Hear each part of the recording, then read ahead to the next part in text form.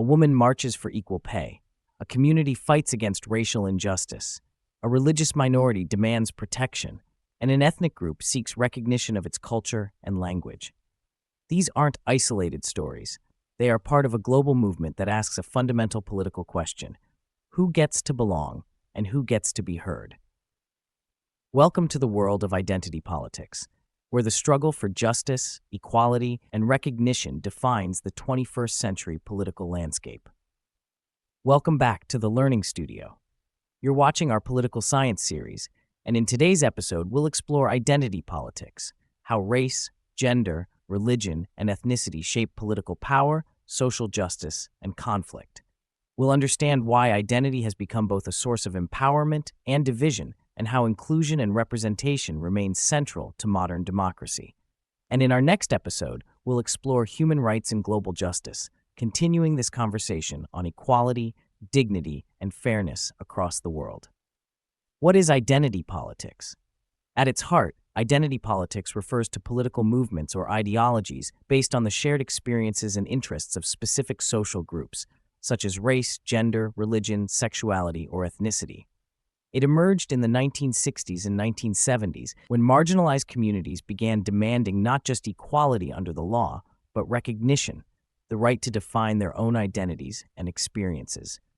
Movements like the civil rights movement, feminism, LGBTQ+ activism, and anti-colonial struggles gave voice to those long excluded from political decision-making. The politics of recognition. Philosophers like Charles Taylor and Axel Honneth argued that recognition is essential to human dignity. To be unseen or misrepresented in society is not just a social problem, it's a political injustice. When women fight for representation or racial minorities demand justice, they aren't asking for special treatment, they're asking for equal visibility and voice.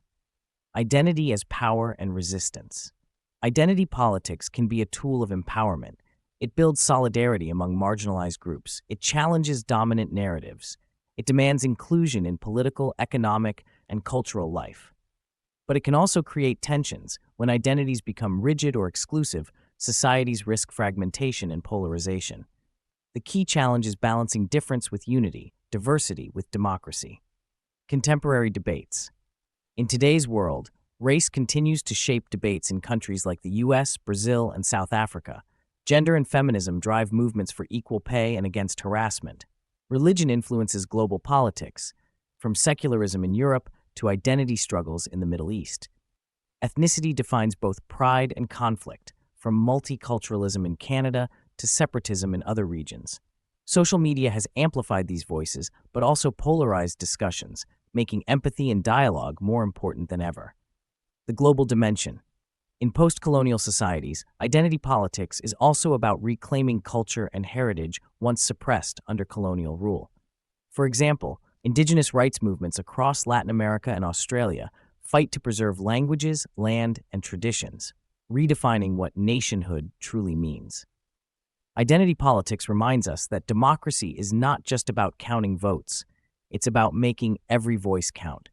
It forces us to confront uncomfortable truths about privilege, exclusion, and representation. The ultimate goal isn't division, it's inclusion, because only when every identity is respected can a society truly be free. And that's today's lecture on identity politics, the politics of who we are and who we aspire to become. In our next episode, we'll dive into human rights and global justice, exploring how the world defines dignity and fairness across borders, cultures, and identities. This is the Learning Studio, where learning never stops. See you in the next class.